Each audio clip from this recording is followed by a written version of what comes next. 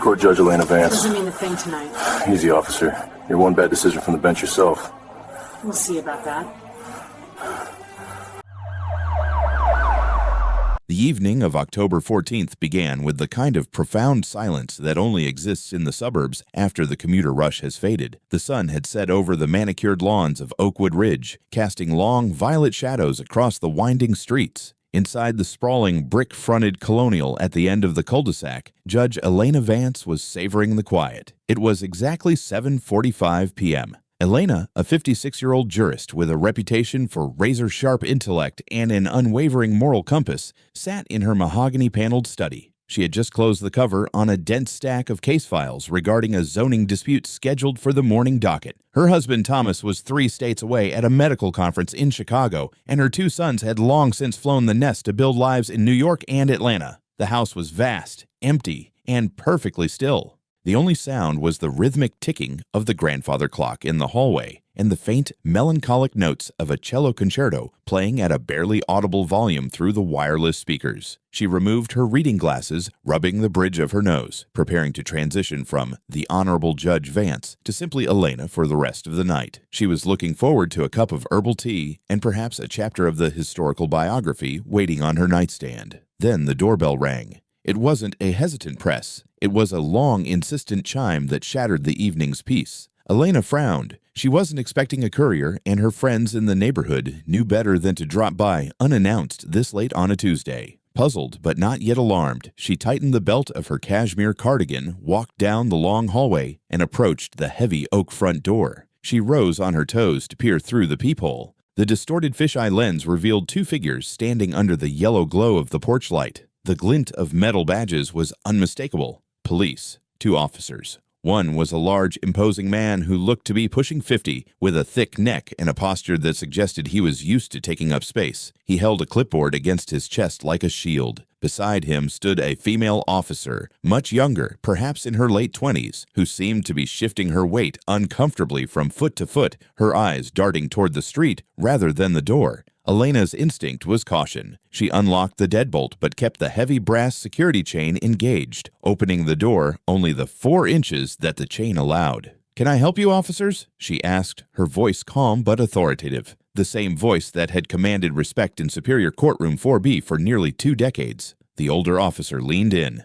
He introduced himself as Lieutenant Marcus Thorne and his partner as Officer Sarah Jenkins. His voice had a gravelly, dismissive quality to it, the tone of a man who had already decided how this interaction was going to go. "We're responding to a disturbance call," Thorne stated, not making eye contact, instead looking past her into the sliver of the foyer visible through the gap. "We have a report of excessive noise, loud music, shouting. We need to speak with the homeowner." Elena blinked, genuinely confused. "A noise complaint. You must have the wrong address, Lieutenant. As you can hear, it is completely silent in my home. I've been reading in my study for the past 2 hours. My husband is out of town. There has been no music, no shouting, and certainly no disturbance." Thorne looked down at his clipboard, making a show of checking the paper, though he barely glanced at it. "This is 4205 Maplewood Drive, correct?" "It is," Elena confirmed. "Then we're at the right place," Thorne said, his voice hardening. "We have multiple calls from neighbors complaining about a domestic disturbance and blaring music coming from this residence." Elena knew her neighbors. She knew the elderly Mrs. Gable next door, who brought over cinnamon rolls every Christmas. She knew the young couple across the street, the Harrisons, whom she had helped with a recommendation for a preschool. The idea that any of them would call the police on a silent house was not just unlikely, it was an impossibility. "Lieutenant, that is simply not true," Elena said, her judicial instincts flaring. She sensed the discrepancy immediately. This wasn't a misunderstanding. This was a fabrication. "I would like to know which neighbors placed these calls. I can call them right now to clear this up." "I can't release caller information," Thorne snapped. "Now I'm going to need you to undo that chain and let us in so we can look around and verify there's no one else in the house." The request hung in the cold night air. Elena Vance had spent 25 years in the legal system, 10 as a prosecutor, and 15 on the bench. She knew the Fourth Amendment better than she knew her own family history. She knew that without a warrant or probable cause, and a silent house clearly negated the probable cause of a noise complaint, they had no right to cross her threshold. "I appreciate your diligence, Lieutenant," Elena said, her voice dropping an octave, becoming steelier. "However, as there is no noise and no emergency, I will not be inviting you inside without a warrant. If you leave your card, I will be happy to follow up with your precinct captain in the morning." She moved to close the door. This was the moment where everything shifted. Before the heavy wood could click shut, a black leather boot jammed into the gap. Elena gasped, stepping back. "Remove your foot from my door immediately." "You are refusing to cooperate with a police investigation," Thorne barked. His face was flushing a deep, angry red. He wasn't used to being told no. He slammed his shoulder against the door. The brass screws of the security chain groaned and then snapped with a sickening crack. The door flew open, bouncing off the interior wall. Thorne stepped into the foyer, his chest heaving. Officer Jenkins followed, looking terrified, her hand hovering near her belt, swept along by her superior's momentum. What neither officer realized, what they couldn't possibly know, was that Elena Vance had been the victim of a burglary 3 years prior. In response, she had installed a state-of-the-art security system. High-definition cameras with studio-quality microphones were discreetly mounted in the corners of the foyer, the hallway, and the living room. A tiny red light blinked silently on the ceiling, recording every frame, every pixel, every word of the violation that was unfolding. "You have just committed a breaking and entering," Elena said. She didn't scream. She didn't run. She stood her ground in the center of her foyer, clutching her cardigan. "You are trespassing. Get out of my house." "ID," Thorne demanded, ignoring her completely. He was scanning the room, looking for something, anything to justify his aggression. "I need to see identification to prove you live here. For all I know, you're the one robbing the place." The irony was thick enough to choke on. A middle-aged woman in expensive loungewear, reading glasses in hand, being accused of burgling her own home by the men who had just broken her door. "I am the homeowner," Elena stated, "and you have no right. ID. Now. Or you go in cuffs for obstruction," Thorne shouted, stepping into her personal space. Elena realized that logic had left the building. She needed to end this de-escalation attempt and switch tactics. She needed to put herself on the record. She walked calmly to the side table where her purse sat. She pulled out her driver's license. Thorne snatched it from her hand. He stared at it. He looked at the name. Elena Vance. He looked at the address. It matched. He stood there for a long, agonizing minute, the gears in his head grinding. He had the proof. A rational officer would have apologized, claimed a dispatch error, and retreated. But Lieutenant Marcus Thorne was not a rational officer. He was a man who had built a career on intimidation, and he had gone too far to back down now. His ego wouldn't allow him to be wrong, especially not to a black woman in a house he likely believed she didn't deserve. "What do you do for a living, Ms. Vance?" Thorne asked, his tone dripping with skepticism. "I am a judge," Elena said clearly. "I sit on the Superior Court of this county. I have been a judge for 15 years. The reaction was visceral. Officer Jenkins actually took a step back, her eyes widening as she looked from Elena to Thorne. She whispered, "Lieutenant."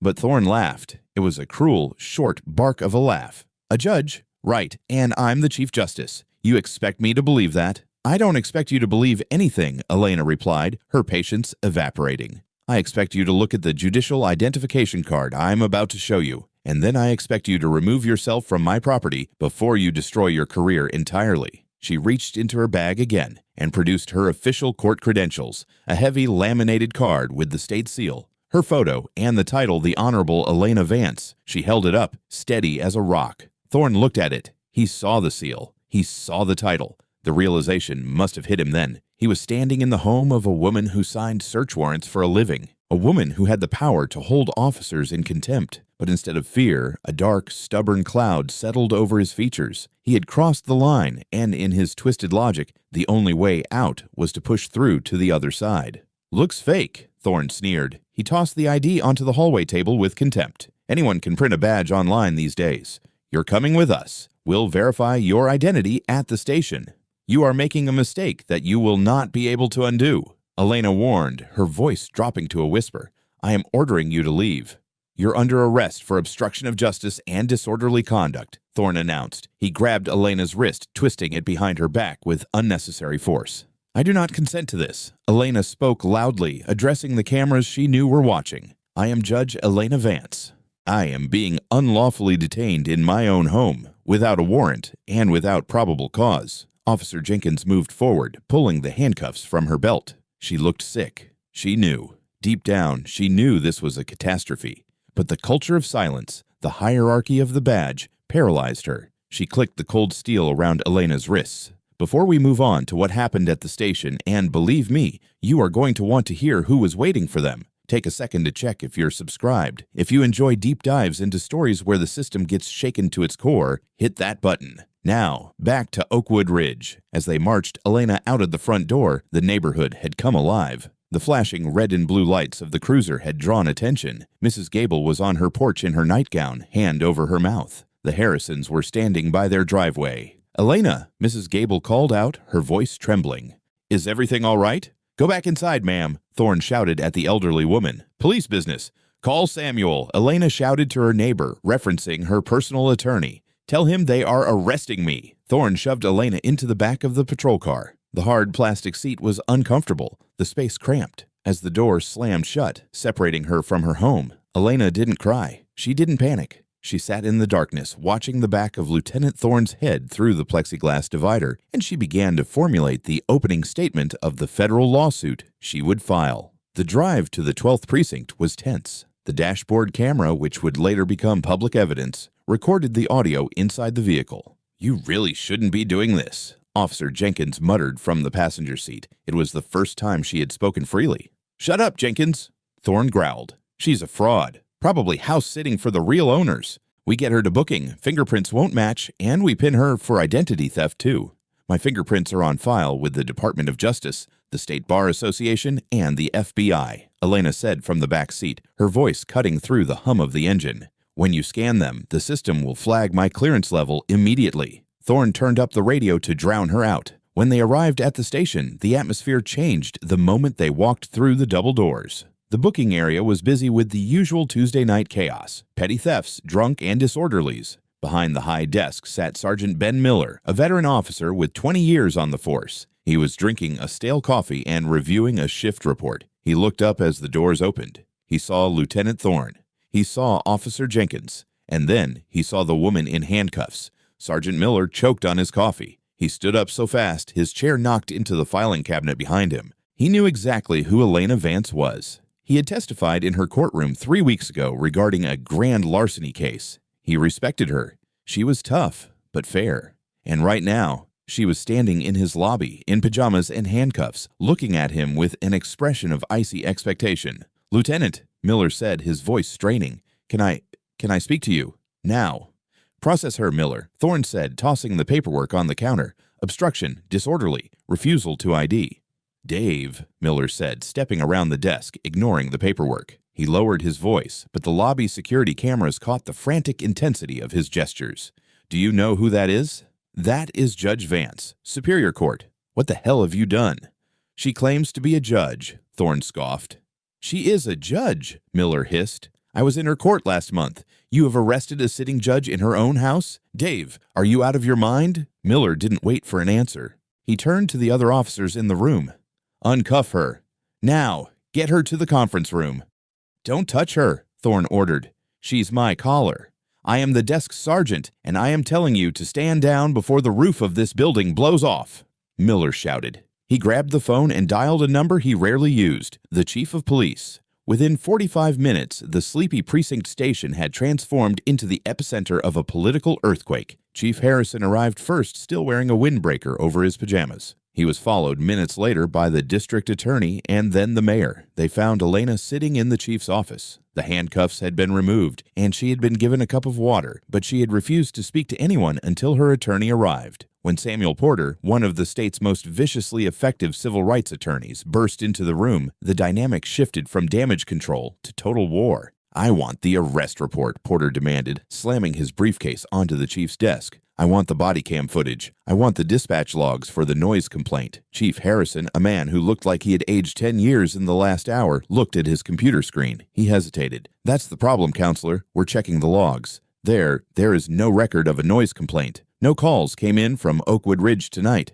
The room went silent. It wasn't a mistake. It wasn't a neighbor with a grudge. Thorne and Jenkins had simply driven to a wealthy neighborhood, picked a house with a black owner, and decided to manufacture a crime. But the true horror of the situation was yet to be revealed. Elena Vance stood up. She looked at Chief Harrison, a man she had known professionally for years. "Chief, for the past 6 months, I have been reviewing a series of suppression motions in my court. Defendants claiming they were stopped without cause, searched illegally, and harassed by officers from this precinct. I noticed a pattern in the arresting officers' names, but I needed more concrete evidence before I could file a formal inquiry. She paused, letting the weight of her words settle. The names on those files, she continued, were Lieutenant Marcus Thorne and Officer Sarah Jenkins. I was investigating them, and tonight they came for me. This revelation turned the case from a local scandal into a federal conspiracy investigation. The FBI took over jurisdiction within 24 hours. The thought was terrifying. If these officers were bold enough to fabricate charges against a superior court judge, what were they doing to people who didn't have Elena's power, knowledge, or connections? The answer lay in Lieutenant Thorne's hard drive. 4 days after the incident, federal agents raided Thorne's home. What they found was not just evidence of bad policing, but a dossier of systematic corruption. Thorne had a folder on his computer labeled Targets. Inside were photos, addresses, and vehicle registrations of over 60 prominent African-American citizens in the metro area: doctors, architects, small business owners, professors. The investigation revealed a chilling game that Thorne and a small clique of officers had been playing for years. They called it the Humble Pie Patrol. They specifically targeted successful minorities in affluent areas, pulling them over, fabricating noise complaints, or conducting welfare checks to harass, humiliate, and intimidate them. They wanted to remind these citizens that no matter how much money they made or what title they held, they could still be touched. The victims' stories began to pour in, painting a picture of devastation. There was Dr. James Sterling, a neurosurgeon. He told investigators he had been stopped 9 times in 6 months. On one occasion, Thorne had held him on the side of the road for 45 minutes while he ran a background check, causing the doctor to be late for an emergency surgery. There was Karen Brooks, an award-winning architect. Thorne had repeatedly parked his cruiser outside her firm, frightening away clients, and had once entered her office claiming he smelled marijuana, disrupting a meeting with investors who subsequently pulled their funding. Have you ever felt targeted or unfairly scrutinized by someone in authority? It's a terrifying feeling, knowing the power dynamic is tilted against you. Let me know in the comments if you've ever witnessed something like this. The scale of the abuse was staggering. Lives had been disrupted, careers damaged. The psychological toll of constantly looking over one's shoulder had left dozens of innocent people living in fear. Judge Elena Vance refused to recuse herself from her duties during the investigation. She returned to the bench 2 days later, walking through a gauntlet of reporters. She wanted the world to see that she was not broken. However, the legal battle that followed was grueling. Thorne's defense team tried everything. They claimed he was a decorated veteran suffering from PTSD. They argued that the targets folder was merely a list of high-interest individuals for community policing. They tried to smear Elena, suggesting she had used her influence to retaliate against an officer who had simply made a mistake. But the evidence was insurmountable. The centerpiece of the trial was the video from Elena's foyer.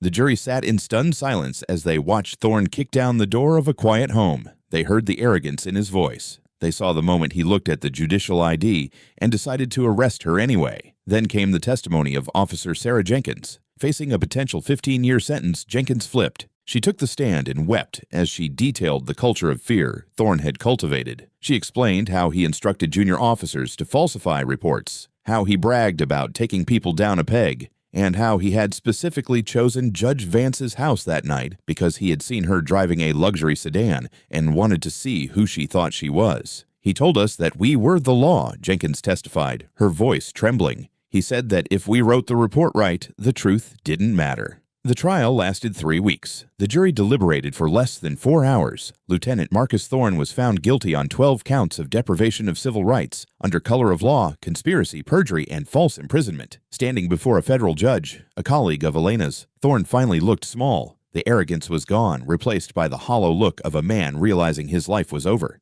He was sentenced to 22 years in federal prison without the possibility of parole. Officer Jenkins, due to her cooperation, received a reduced sentence of 6 years. 3 other officers implicated in the target files were also indicted and removed from the force. But the consequences went far beyond the prison sentences. The scandal forced the resignation of the police chief and the mayor. The city paid out over $45 million in settlements to the victims identified in Thorne's files. The police department was placed under a federal consent decree, mandating sweeping reforms, independent oversight, and mandatory body cameras that could not be turned off by officers. On the day of the sentencing, Judge Elena Vance stood on the steps of the federal courthouse. She was flanked by Dr. Sterling, Karen Brooks, and dozens of other victims of Thorne's reign of terror. She looked out at the sea of microphones and cameras. She didn't speak about revenge. She didn't speak about anger. The badge is a symbol of public trust, Elena said, her voice carrying over the crowd. When that trust is weaponized against the very people it is meant to protect, it is not just a crime, it is a betrayal of the social contract. We stood up not just for ourselves, but to ensure that no one else has to be afraid in their own home. The case of United States versus Thorne became a landmark in civil rights law, studied in academies across the nation. It showed that while the wheels of justice grind slow, they do grind exceeding small. What started with a doorbell ringing at 7:45 p.m. on a quiet Tuesday didn't just end a corrupt officer's career, it shattered a conspiracy of silence that had festered for years. It proved that sometimes the wrong person to mess with is the one person who knows exactly how the system works. It makes you wonder, doesn't it? If they hadn't knocked on the door of a judge that night, how long would they have kept going? How many more lives would they have ruined? If you found this story compelling, please consider subscribing to the channel. We dig into these cases not just to tell a story, but to understand how justice works, and sometimes how it fails. Leave a comment below. Do you think 22 years was enough for what Thorne did? I read every comment and I'd love to hear your perspective. Thanks for watching and stay safe out there.